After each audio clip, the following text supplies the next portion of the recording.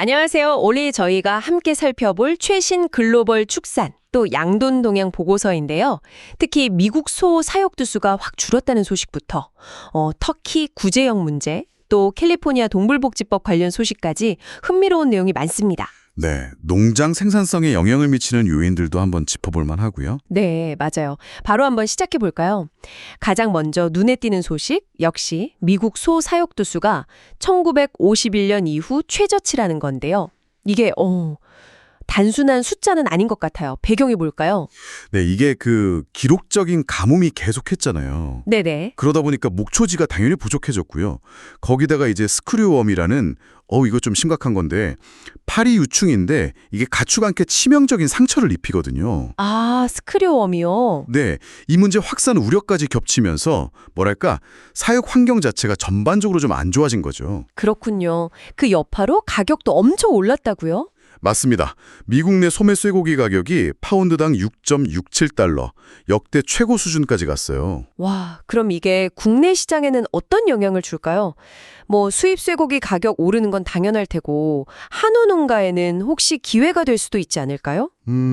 단기적으로 보면요. 한우 가격에는 좀 지지 요인이 될 수는 있겠죠. 근데 이게 길게 보면 수입육 가격 자체가 오르면 결국 전반적인 육류 소비 심리가 좀 위축될 수도 있거든요. 아, 그럴 수도 있겠네요. 네, 그래서 미국 농무부 USDA에서도 내년 식료품 물가 상승률을 한 2.9% 정도로 보는데 특히 소고기 이게 6.8% 오르고 달걀은 무려 33.2% 급등할 걸로 예측하고 있어서요. 부담이 좀 커질 것 같습니다. 이야, 달걀 33%는 정말 엄청나네요.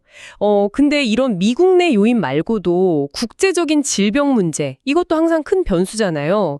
터키에서 구제역이 발생했다고요? 네, 맞아요.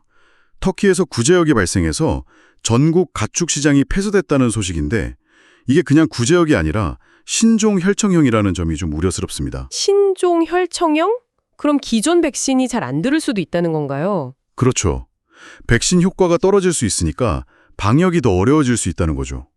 그리고 또 미국이 스크류웜 문제 때문에 잠시 중단했던 멕시코산 소 수입을 다시 시작했잖아요. 네.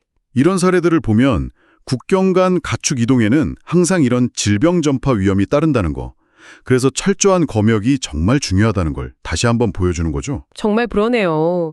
그럼 이런 국제적인 질병 위협 속에서 우리 농가들은 어떤 점에 제일 신경을 써야 할까요? 이게 최근에 네이처 커뮤니케이션즈라는 유명한 저널의 연구가 하나 실렸는데요. 네. 국가 소득 수준하고는 상관없이 질병 확산을 막는 가장 중요한 열쇠는 조기 감지, 그리고 신속한 정보 공유라는 겁니다. 아, 조기 감지랑 신속한 정보 공유. 네, 그러니까 감염 징후를 얼마나 빨리 알아채느냐, 그리고 이걸 주변 농가나 방역당국하고 얼마나 빨리 또 투명하게 소통하느냐, 이게 결국 농장의 피해를 최소화하는 핵심이라는 거죠. 그렇군요. 기본적인 거지만 정말 중요하네요. 네, 평소에 가축 상태 매일 점검하고 또 무슨 일 생기면 바로 연락할 수 있는 비상 연락망 같은 거 미리 갖춰두고 이런 기본적인 방역 태세를 다시 한번 점검하는 게 중요합니다. 네. 질병 문제만큼이나 또 큰 흐름이 규제 환경 변화인 것 같은데요. 미국 대법원이 캘리포니아 동물복지법, 프로포지션 10이 있잖아요. 이걸 유지하기로 했다고요. 이게 파장이 클 것 같은데요. 네, 맞아요. 이 프롭 12가 뭐냐면 어미 돼지를 아주 좁은 틀, 그러니까 임신 스톨 같은 데 가둬서 키우는 방식을 금지하는 거거든요. 네네. 그리고 이 기준을 못 맞춘 돼지고기는 아예 캘리포니아주에서는 판매를 못하게 막은 법이에요. 아, 근데 중요한 건 이게 캘리포니아 밖에서 생산된 고기에도 적용된다는 거죠. 바로 그겁니다. 그게 핵심이에요. 다른 주, 심지어 다른 나라에서 생산된 돼지고기라도 이 기준을 못 맞추면 캘리포니아에는 못 들어오는 거죠. 근데 대법원이 관련 소송 심리를 거부하면서 사실상 이 법의 효력을 인정한 셈이 됐어요. 와, 그럼 이게 단순히 캘리포니아 한 주의 규제를 넘어서는 거네요. 그렇죠. 미국 전역, 아니 더 나아가서 글로벌 돼지고기 생산 기준 자체가 이걸 계기로 확 올라갈 가능성이 커진 겁니다. 동물복지가 이제 그냥 좋은 일하는 차원이 아니라 시장 진입의 기준이자 장벽이 될 수 있다는 걸 보여주는 거죠. 이야, 그럼 우리 농가들도 장기적으로 대비를 해야겠네요. 사육 환경 개선 같은 거요. 네, 맞습니다. 사육 공간을 좀 더 확보한다든지 환경을 개선한다든지 이런 윤리적인 생산 기준 강화가 이제 더 이상 선택사항이 아니라 필수가 될 가능성이 높습니다. 물론 또 다른 측면도 봐야 하는데요. 최근에 호주 축산업계가 2030년 탄소 중립 목표를 철회했잖아요. 아, 네, 그런 소식도 있었죠. 이게 보여주는 건 이런 지속 가능성 목표를 세우는 것도 중요하지만 또 기술적인 한계라던가 경제적인 현실과의 균형점을 찾는 것도 중요하다는 거죠.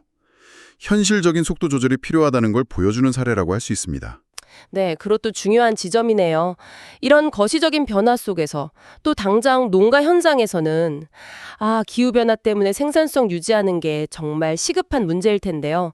특히 여름 더위, 가축들 사료 잘 안 먹는 거 이거 정말 골칫거리잖아요. 네, 맞아요.